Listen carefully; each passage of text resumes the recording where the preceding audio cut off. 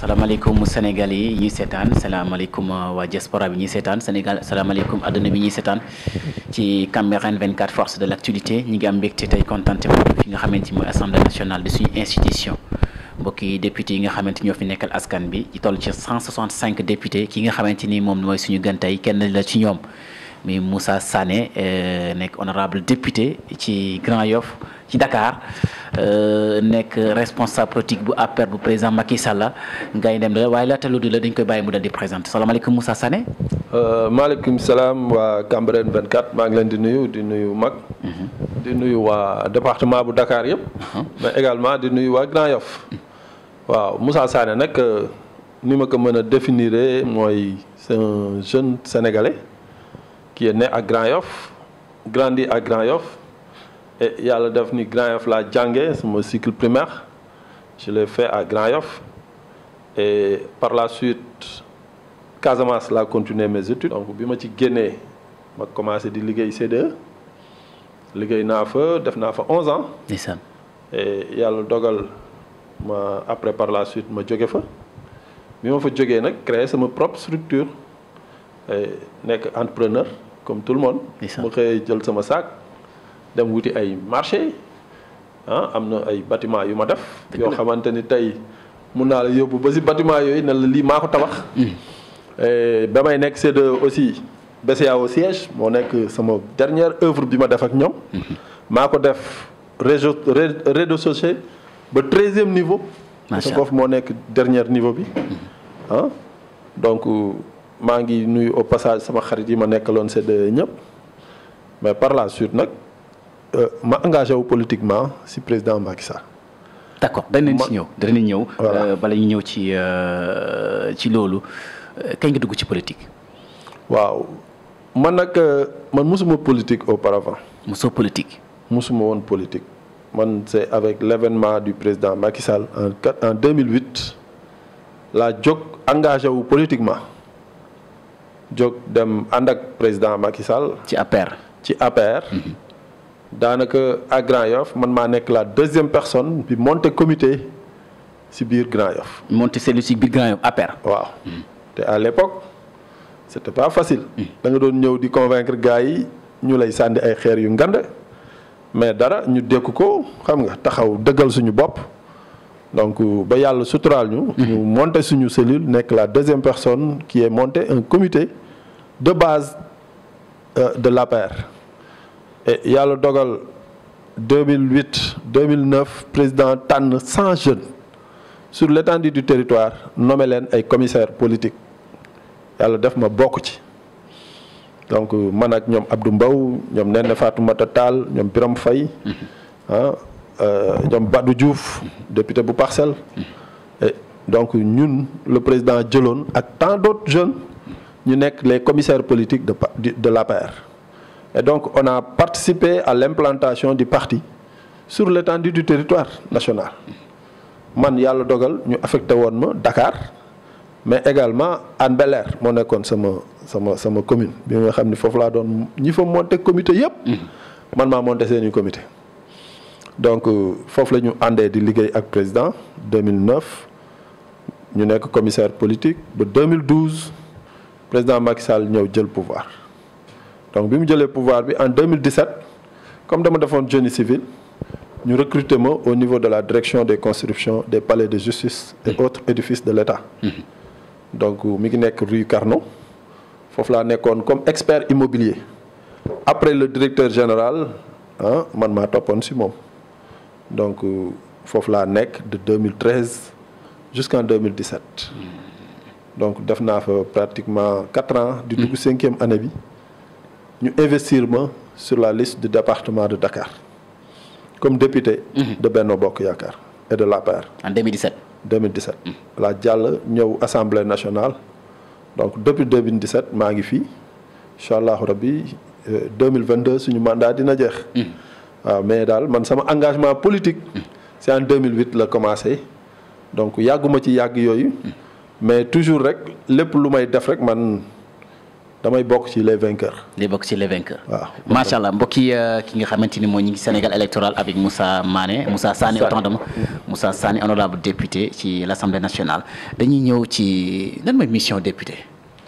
waaw mission député c'est une mission très compliquée mais très noble aussi waaw parce que député dafay légiférer ay lois maanaam loi yi tey juge yi di juger au niveau du tribunal fii lay ñëw ñu voté ko fi ne par exemple mooy exemple bi ma lay jox rek mooy la loi sur le viol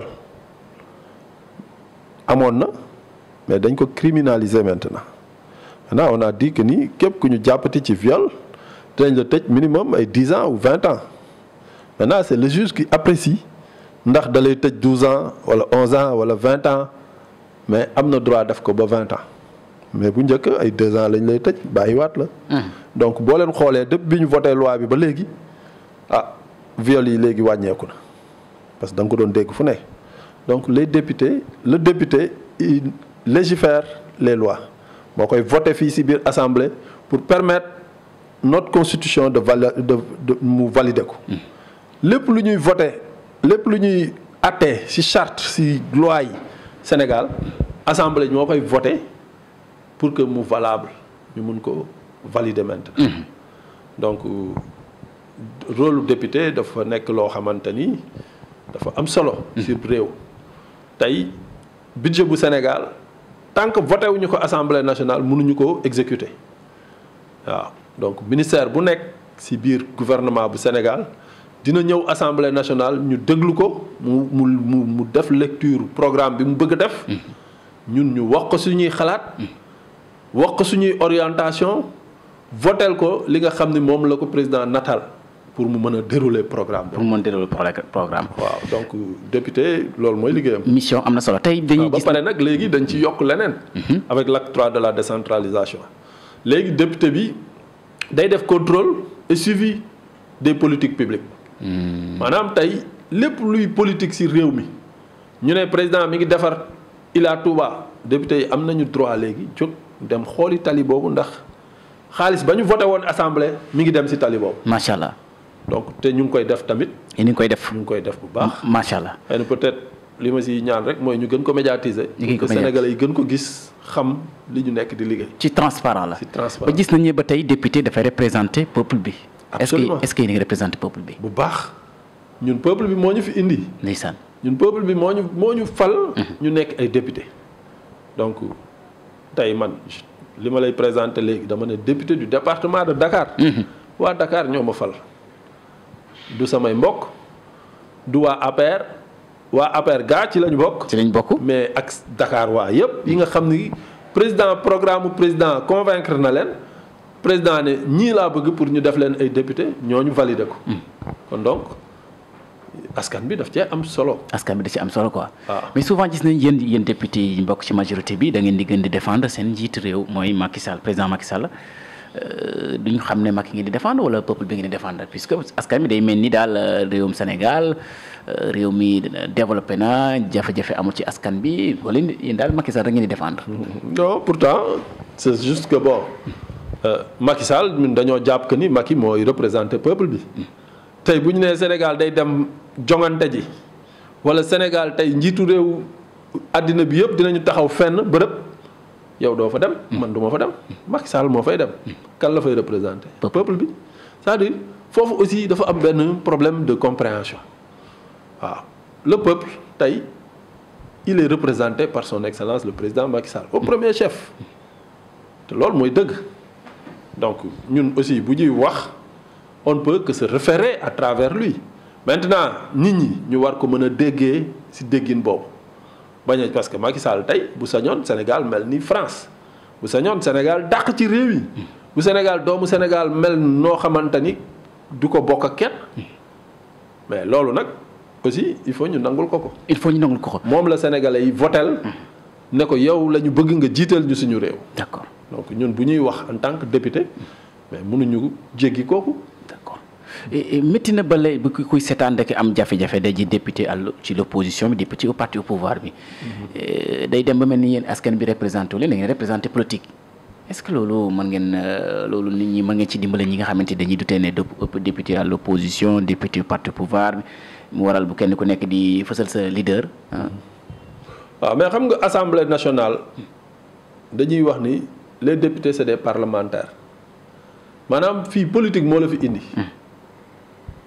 waaw fii couche sociale yi nekk ci Sénégal yëpp ñi ngi fi nitu diine yi homme de culture yi professeur d'université yi ñi nga xam ni jànguñu dara maanaam c'est les 45 départements du Sénégal la ñu jëlee bépp ku fa nekk di liggéey ba ñu ràññee sa liggéey ci domaine bi nga nekk ñooñu ñoo fi représenté wu tey donc ñooñu mënuñu représenter kenn ku dul peuple bi. mais au-delà de tout ça peuple boobu tey kaka jiite nga xam moo doon toog di bind liste ba mooy président Macky Sall ak Ablaye Wade moom mi defar liste PDS. ak keneen ku defar beneen liste proposé ko Sénégalais yi ba Sénégalais yi votel ko ba kooku ñëw egsi fii donc kooku politique moo ko fi indi. politique moo ko fi indi. waaw. mbokk yi kooku mooy Moussa Sané moom dañuy am fi nga xamante mooy Sénégal électoral dañuy continuer tey di jeudi 14 octobre 2021 gis nañ ne session ordinaire bi tey ngeen ko ubbi. mën nga ñëw ci loolu. waaw session ordinaire bi dañ koy def chaque année ren mooy juróomeeli at bi ñu ubbi session ordinaire unique bu assemblée nationale. session ordinaire bi nag bu ñu ko ubbee day wane que ni budget bi dañ ko war a voter si parce que suñu voté wul budget bu Sénégal kenn mënul fay salaire. donc session bi loolu lay définir mooy maanaam liggéey bi jot na léegi dinañu ñëw voter ci loi yi nga xam ni moom la président yónnee ñu waaw si bëgg ñu voter ko ak yi nga xamante ni dañ ko séqoon ak waa Union africaine Union européenne ñu war ko réajuster yooyu yëpp nga xam ni Macky day dem ci dëkk yooyu dem waxtaan foofu ak nit ñooñu ba d'accord nañ ci ñu war a tëggaat loolu mu méngoo ak jamono ak voter suñu projet de budget bu 2021-2022 maanaam xaalis bi nga xam ne moom la ñuy nattal ministère bu nekk dina fi ñëw pour défendre budget ñun ñi nga xam ne ñoo ànd ak ministre bi ànd ak pouvoir ñu défendre suñu projet opposition bi tamit jëm ko gàkkal waaw d'accord donc xëccoo boobu moo fi am mooy waral des fois ngeen dégg coow yi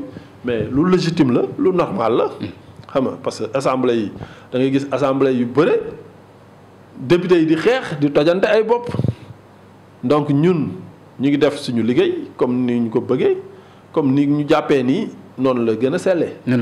parce que tamit ñun aussi ay sénégalais lañu comme yenn. dëgg la ñu toog suñuy doom di toog di ñu seetaan donc war na am image bu ñu dégager maintenant nag ku nekk ak ay pulsion am ku nekk ak tempérament. waaw man su ma ñëwee assemblée damay def suma liggéey ci fulla ak fayda du ma ci fen du ma ci wax lu ma gëmul. waaw parce que nag du ma toog fii askan bi yëpp di ma seetaan. may wax loo xamante ni voilà dafa safaanoo ak dëgg. waaw loolu moom. sama ngor mayu ma ko. Moussa Sané te aussi gis naa ni. ki nga xam ne moo ñu jiite muy président Macky Sall ci loolu lay dox ak ñun. dëgg rek waaw. dañ ne bu Ousmane Sonko bi biñ ko procureur de la République laajte jaarale ko ci ministre de la justice gis nañ ne affaire bi dafa gaaw. waaye leer gëntu leer li kilifa ak ñi nga xam ne jàpp nañ leen ci affaire phobie. ñi génne vidéo tudd ci ay député lan moo tax ba tey yëkkatiwuñ seen malaana cër laay ba léegi. député yooyu xam nga jamono bi Ousmane Sonko. affaire am di am boobu dafa fekk assemblée mi ngi nekk di doxal mais ñii ba affaire bi amee problème passeport yi dafa fekk assemblée mi ngi ci vacances du benn. assemblée bu nekkee ci vacances. mu des fukki fan ak benn pour ñu ubbiwaat dossier bu mel noonu ñëw tàbbi si suñu table mënuñu woo député yëpp ne leen kaay leen lii xew na fukki fan ak benn loolu yàggul. loolu moo waral dossier bi ñu bàyyi. mu jël temps daal non c'est-à-dire dossier bi bu amoon ak mu ñàkk am tey la ñu waroon ubbi parce que programmé woon nañ ko. le 14 bi. donc bi problème bi de tëll fël. loolu yàggul dara fukki fan moo ci desoon donc fukki fan yooyu ñun ñëpp ñi ngi seen dëkk c'est assemblée c'est la représentation des 14 députés des 14 régions et des 45 arrondissements de notre pays ñoom ñoo nekk fii ci biir assemblée bi ñooñu bu assemblée nekkee en vacances ñoom ñëpp ku nekk day dellu ci base am surtout ñu ngi nekk dans une année électorale ku nekk mi ngi préparer élection yi donc ñëpp a ngi seeni base mais ñëpp xamoon nañ ni 14 lay ubbi donc ñëpp a ngi doon préparer wu loolu donc moo leen anticiper woon pour ñu ñëw ce sera une ouverture extraordinaire du nekk une session ordinaire unique mais day nekk une session extraordinaire et loolu je ne pense pas que ni c'était opportun tey li nga xam ne moom lañ ko doxalee man dama jàpp ni loolu mooy li yoon moom la assemblée di doxee ñu bàyyi ko mu doxal tey indi nañu ubbi nañu installé nañu suñu bureau yi installé nañu commission bi et dossier boobu waxtaane nañ ci mais dekkul débat mais président assemblée bi wax na ci li nga xam ne mooy xalaatam ak ni mu ko gisee wax ni taqaluñu kenn waaye setaluñu kenn aussi maintenant nag assemblée dina def liggéeyam bu paree jébbalaat ko yoon continuer li muy def ñun ñu continuer voter suñuy budget ñu continuer si waaw man ndax na xanaa élection yi 2022 yi bi dem ba élection législative yi lii ay leçon de président Macky Sall jël ay matukaay li ci mel ni Bougazali def na fi lu wang nit ñi di ko tuumal ak voilà député doy na waar yéen ci 165 députés yéen am majorité bi mais ci côté opposition bi ñoom duñ waxuñ leen lii benn viol lañ am benn juñu viol mais yéen bëri ngeen ay cas ñett ñett. mais ñun suñuy cas moo gën a yomb viol. Non gën a yomb gën a faux billet passeport diplomatique. Ouais. Passeport diplomatique mais faux billet ñu mel alal nga ñëw indi faux. loolu dama ne. xam nga ki defoon faux. dem na ba ñu àtte ko tëj ko mu def fa juróom-ñeenti weer fukki weer ak benn. ñu may ko liberté provisoire. waaw loolu si ñun rek la am. loolu si Macky Sall kese la am. d'accord depuis bi ñu amee indépendance ba léegi mosoo gis ñu jël député futti ko yóbbu ko kaso loolu si Macky Sall rek la am. loolu si Macky Sall rek la am. loolu tamit nañ ko nangul loolu. kon xam nga ne bu ñu doxaluloon dëgg loolu du am waaw man franchement damay am contentement am fierté di ànd ak président Macky Sall. di ànd ak Macky président parce que lépp lu mu teg rek dëgg la si teg. waaw mais te man dëgg boobu dama ko gis si moom ba xam ni. man nit ki laa war a àndal. d'accord waaw mais Moussa Mané dañuy ñëw wax ko Sané Moussa Sané honorable député à l'Assemblée nationale dañuy ñëw ci am nga élément bu am solo ba wax nga ne ñun depuis seen mission bokk na ci contrôle ak suivi. mais ci dossier Ousmane Sonko bi nga xamante ni di nelaw. moom saa su nekk muy rappelé ba procureur de la République. xanaa yéen doo dem foofu ci dossier yi tëdd nelaw ngeen def contrôle suivi ndax affaire yaa ngi jaawale jaaru yoon. non ñun su ñuy def contrôle suivi évaluation. ci ay réalisation daal ci ay réalisation la. d'accord. mais liggéeyu procureur ñun duñ dem ne ko procureur demal jàppi kii wala demal def lee. waxal ci dossier bi quoi waaw waxal si non mun nañ ko wax sax. waay mun nañ ko wax ne ko waxal si dossier bi. waaw mais xam nga fii dafa am séparation des pouvoirs y a le pouvoir judiciaire y a le pouvoir législatif mooy mi ñu nekk ñun xam nga ma donc tey ku ci nekk da nga war a respecter. ku ci nekk da nga war a respecter pouvoir bi nga xam ne moom lañ ko dénk. waaw tey le procureur de la République. avec le ministre de la justice ñoom ñoo nekk di incarner. mais noonu la war a demee. non yow noonu nga bëggee mu demee. waaw non pouvoir yi séparation des pouvoirs. noonu la war a demee séparation des pouvoirs noonu lay demee. noonu la demee mais sa njiit yow. demul noonu wax na ci discours 31 décembre passé rek. am na dossier yoo xamante ni. maa si teg sama loxo. waaw parce que bu nar taal dëkk bi. non attends c'est-à-dire xam nga président fi muy waxee. li muy wax il faut nga koy déggee positivement. ca waxal. tey le président de la République c'est le gardien de notre constitution moom mooy chef de l'État mais moo jiite lépp lu fi institution pouvoir bu fi teg rek kooku moo ko tiim moom moo koy fal di ko folli mooy xool kay bu ko neexoon mu ne mat ñaa laay nommé procureur de la République. loolu président rek moo ko am. moom rek moo am sañ-sañ boobu. moom rek am sañ-sañ boobu. donc loolu aussi si suñuy loi la waaw tey dañoo am charte boo xam ni mooy suñu constitution moo tëgg lépp ne nii la ñuy war a doxee fii la ñu war a taxaw fii la ñu war a taxawee xam nga lii pouvoir bi Macky Sall moo ko moom mooy nommé tey képp ku ñu fi nommé directeur moom moo la nommé. ku ñu fi fal député faloo sa bopp député Macky Sall moo la choisir ne diwkat yaakaar naa ni liggéey na loo xamante ni war na mérité na pour nekk ci posture bi ñu dugal la ci liste ñu teg def le risque nag parce que mënoon nañ la sanctionner mu dal ci kaw Macky mu dem laaj ko ñëpp nangu voteel ko waaw donc man bu ñuy wax ne Sénégal ñun suñu assemblée bi ñun pratiquement ñëpp si ñun lañ nekk nous avons 135 députés. ci majorité bi si majorité bi. mais loolu day wane que ni politique bi Macky Sall la gars yi àndal. Macky Sall moom la gars yi maintenant nag dina am ay quelques nit ñu nekk di l'opposé wu. quelques nit di opposé quoi oui. di firtutu mais bon yooyu aussi dañ koy nangu c'est normal dans un pays démocratique mais tey boo xoolee 45 départements la ñu am ci Sénégal. ñetti département la ñu perte. Kédougou Touba Casamance. 42 départements yëpp Macky Sall la ko gagné. moom moo ko gagné. mais loolu nag ku mu doyul leneen dootul la doyul. man ndax Moussa Sané ma laaj la ba ngay voté code pénal code de procédure pénale.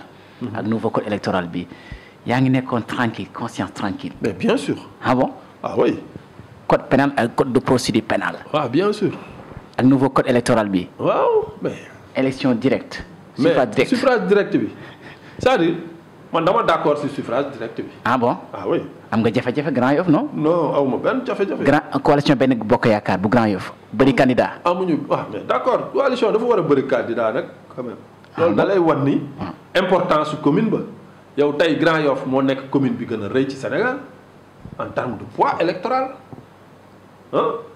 à part Parcelles Assainies Grand Yoff moo nekk deuxième commune ci biir Dakar les 19 Grand Yoff c'est pratiquement 79 000 électeurs Grand Yoff moo gën a diis am na ay régions yoo xam ni lii voté Grand Yoff mat na ñaari yoon région yooyu Grand Yoff boo ko gagné mel na ni gagné nga ñaari région ci Sénégal.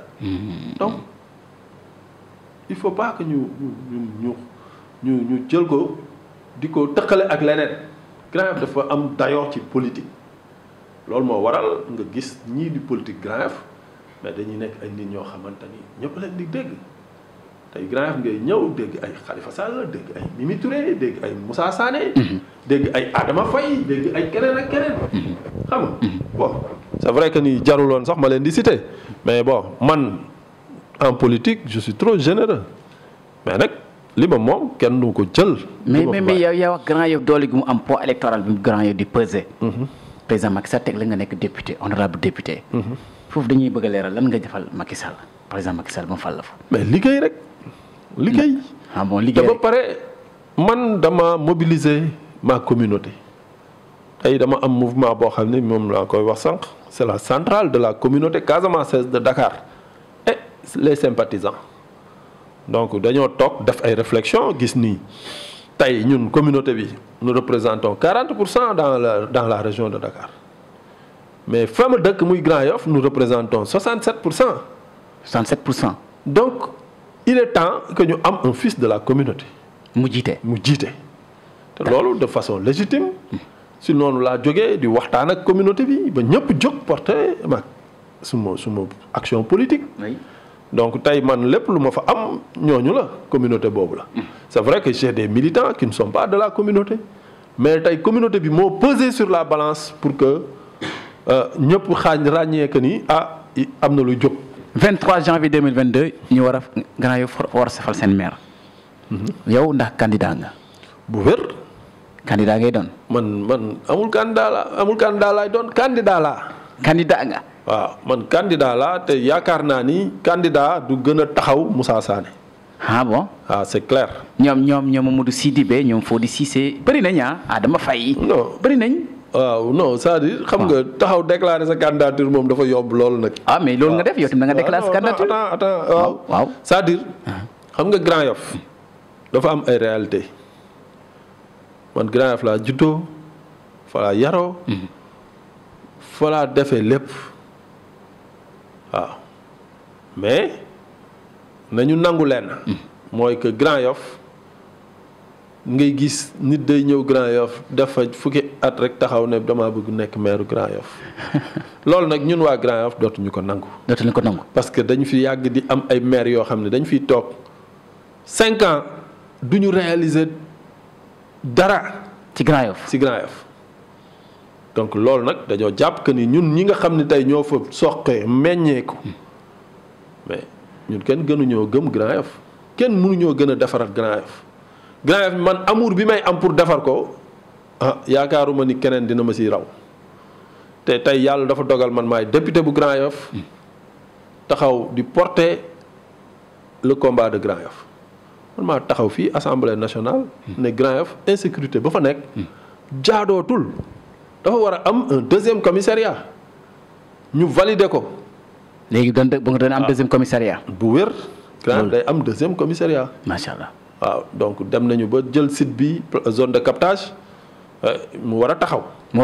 xam nga ak yeneen. mais lan moo tax coalition bi ci seen biir yéen candidat à la candidature dafa bëri du waral loolu. waaw mais moom laa lay wax Grand Yoff nekkul commune bu ndaw Grand Yoff mënut a ñàkk bañ a am ay déclaration de candidature à la candidature il faut mu am ko. loolu moo lay wan la valeur de notre commune. loolu moo lay wan que ni Grand Yoff aussi comme ni ma la ko waxee léegi nekkul commune bu ndaw commune bu mag la et puis li ma la si dolli rek mooy Grand Yoff tey man jàpp ma ni Grand Yoff soxlati na sax am maire. monsieur le maire. non Grand Yoff tey li mu soxla. mooy am un député maire de Grand Yoff. un député maire d'accord. Grand Yoff dafa dépassé léegi am un maire tey même Moussa Sané bu fi jógee keneen kuy ñëw nekk député. moo war a nekk maire Grand Yoff. benn nit am ñaar responsabilité. bien sûr. ah bon. gis nga Grand Yoff Macky Sall dafa nekk un visionnaire gis nga assemblée bi ma nekk nii am na lu mat ay 68 députés yoo xam ne ay maire lañu ci seeni gox-goxaan ci Sénégal. te loolu nag dafa permettre ñooñu tey lépp luy manqué woon ci seen commune réglé nañ ko fii ci biir assemblée bi donc ma jàpp ni Grand Yoff tey dafa soxla am un député maire mu porter en tout cas le combat de Grand Yoff pour que vraiment Grand Yoff émergent ñëw. lu xew ci ngeen doy na waar diggante Doudou Ka Ousmane Sonko. waaw en tout cas man j'en profite sur cette occasion. ci seen presse en ligne bi. muy Cambérène 24.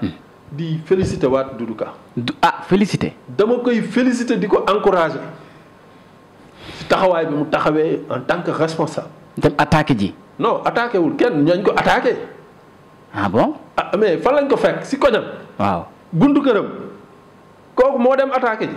mais moom foofu ki jógee ay kilomètres ñëw fekk Doudou Ka fi mu nekk. waaw mais attends c'est-à-dire xam nga ñun dañuy gis dëgg di ci teg tànk. mais ñëpp tey dañu waroon manko ne Ousmane Sonko yamal parce que Ousmane Sonko mii bu ñu ko bàyyee fi mu ñu jëmee. mais moom leeral na fee ni mu tëddee moom Ousmane Sonko ne dafa toog. toujours dañ ko interdit foofu. Ousmane lépp lu mu mës a def. dina setal boppam yàlla may na ko aar boobu moom xam naa ne bu nekkoon avocat ku mu plaidel nga rëcc. ku mu plaidel nga rëcc. waaw parce que moom mooy dem def yu ne weng dellu si ñëw ne. day dugg ci bari ko diwtiir génn ne weex man taxuma dara. maa ngi nii damaa weex taal. dégg ngeen fi Ousmane Sonko bi muy wax ni député yëpp jot nañu 10 millions. loolu dégg nga ko yow. oui 94 milliards dégg nga ko wala déggoo. non dégg nañ ko. dégg nañ ko dama la laaj. ndax yow en tant que journaliste. waaw dégg nga bi Ousmane Sonko ne député yëpp jot nañu 10 millions wala jotuñu ko. dégg naa ko. voilà waaw mais man jotuma. jotoo. barki Serigne Fallou Mbacké jotuma. c'est-à-dire Ousmane moo nekk koo xamante ni lu mu la wax suba ba jant sow. c'est-à-dire li nga bëgg wax yëpp maanaam du dëgg daal. non du dëgg. ndeysaan loolu lan ma tax jeunesse di ko topp. mais bon.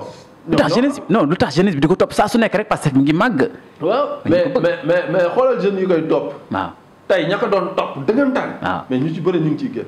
non parce que ñu ngi gis nii. waaw voilà ñu ngi leen di désorienter quoi. on les oriente pas vers le bon chemin. ndeysaan waaw ñun.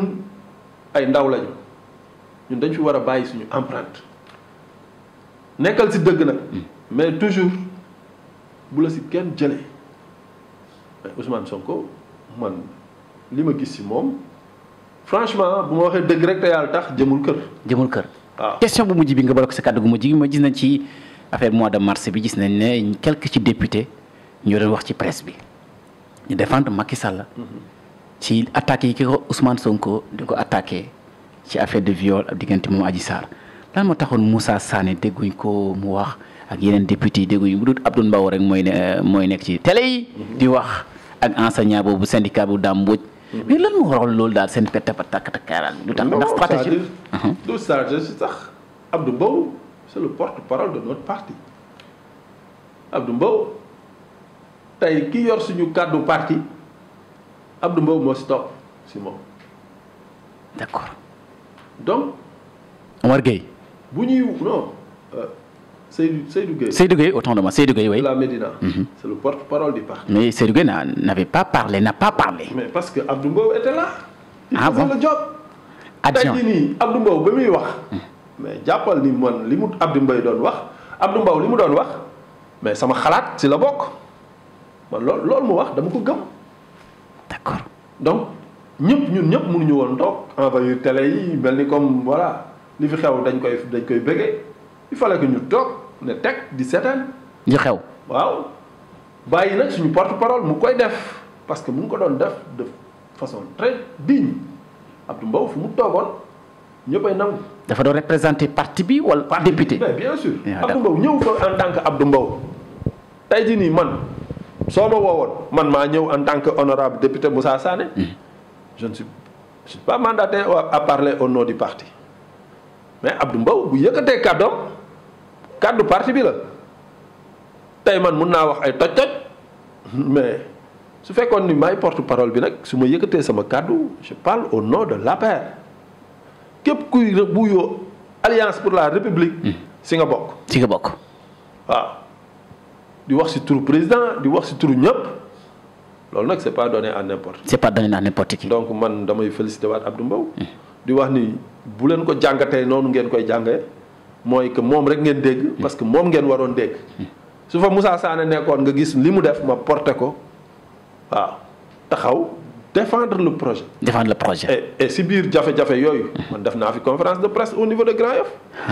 man dama def conférence de presse vendredi le samedi la ñu libéré Ousmane Sonko mais j'ai condamné comme tout le monde. avec la dernière énergie renouveler mon engagement à côté du président Macky Sall parce que nag moom lañ dénk réew mi nañ delloo si suñuy xel yi ñuy def nii xam ngay dàq ay policiers amoon yaakaar ni affaire de guerrier la loolu c'est parce que xamoo fi ngay taxaw yow loolu yëfu dof la yow juróomi policiers mun nañu téye 50 wala 100 personnes te fii la rek mais bu doon beneen réew la mais ñu bëre dinañ tëdd. ndeysaan. tey bu fekkee ni loolu amul c'est parce que président Macky Sall moo ko teree mais tey force de défense yi boo leen bëggee agressé xoolal ñu dem ba ci dagg ay loxo ay loxo militaire ay loxo gendarme mais dafa am yoo xam dafa ñaaw sax. dafa ñaaw. parce que ñooñu ñi gaañ noonu mais suñu frère lañu yow am nga ay mbokk yoo xam ñi ngi sol tenue man am naa ay mbokk yoo xam ne ñi ngi sol tenue Galaay am na ay mbokk yu sol tenue policier muy gendarme muy ji. donc yow bu ñooñu taxawee ne dañuy taxawal sécurité réew mi nga taxaw di leen défier di leen sànni xeer ñiy daw di dellu ginnaaw mais imagine ngeen xoolal suñu mbokk yi nekk bitim réew nit ñuy xoolee. africain yeneen yi. dañ doon wax Sénégal nga xam ni moom moo jiite ci arme yëpp fu ñuy dem ci ay intervention armée sénégalaise moo koy jiite. ñu dem tey di gis ñooñ ñu leen di dàq. di leen sànni ay xeer mais est-ce que ça honore le Sénégal. non kàddu gu mujj. waaw kàddu gu mujj gi nag mooy damay am contentement. ndeysaan di la féliciter Mat di la wax ni émission bi tàng na trop. man j'aime ça dama bëgg di wax à cœur ouvert. di wax lépp nag ci dëgg rek. waaw donc maa ngi féliciter waat seen presse en ligne bi. Cambérène TV. vraiment nekk na loo xamante ni c'est la première fois ñu am émission. mais rëccuwuma ko. waaw kontaan naa ci trop. jërëjëf mais toujours rek di woo Sénégalais yi. que nañu dem vers l'essentiel. l'essentiel mooy nañu taxaw pour suñuy ndaw gën a taxaw parce que ñooñu ñoo war a jël relais bi demain. dëgg la waaw nañu taxaw pour que suñu réew dem kanam nañu taxaw pour que respect bi nga xam ne moo war a am entre ki mag respecté ñu jox ko cëram waaye nag ki mag aussi mu respecté ndaw yi. waaw na ko sëñ Touba doon waxee rek na mag ñi yërëm ndaw yi waaye na ndaw ñi tamit reconnaître que ni mag ñi ñooy seeni kilifa. dëgg la donc loolu bu amee rek suñu réew ñi ngi dem vers ça. donc maa ngi sant ñëpp. di gërëm ñëpp. di nuyu encore une fois tout le département de Dakar. ak waa Grand Yoff mais également la communauté casamançaise de Dakar maa ngi koy nuyu bu baax parce que c'est une communauté qui me soutient partout ci samay action politique. macha allah donc maa ngi koy sant di ko gërëm. di wax ni rek encore une fois nous réaffirmons notre candidature pour la mairie de Grand Yoff. macha allah mbokk yi kooku mooy Moussa Sané honorable député à l'Assemblée nationale nekk responsable politique bu APR ji ngeen li wax ci président Macky Sall ak révélation yi nga xamante ni def na ko muy nekk wax ju dëgg ju mu gëm ci xolam mbokk yi moom la leen indi doon fi nga xamante ni mooy Sénégal électoral ñu ngi tourné na émission bi fi nga xamante ni mooy l'Assemblée nationale ci bureau mbokk yi mooy à A15 man maa ngi A15 mbokk yi maa ngi A15 foo leen tuddee merci nouveau bâtiment di gërëm Galaye Cissé suñu réalisation technique bi def émission bu macha allah bi merci beaucoup et à la prochaine jërë ngeen jëf.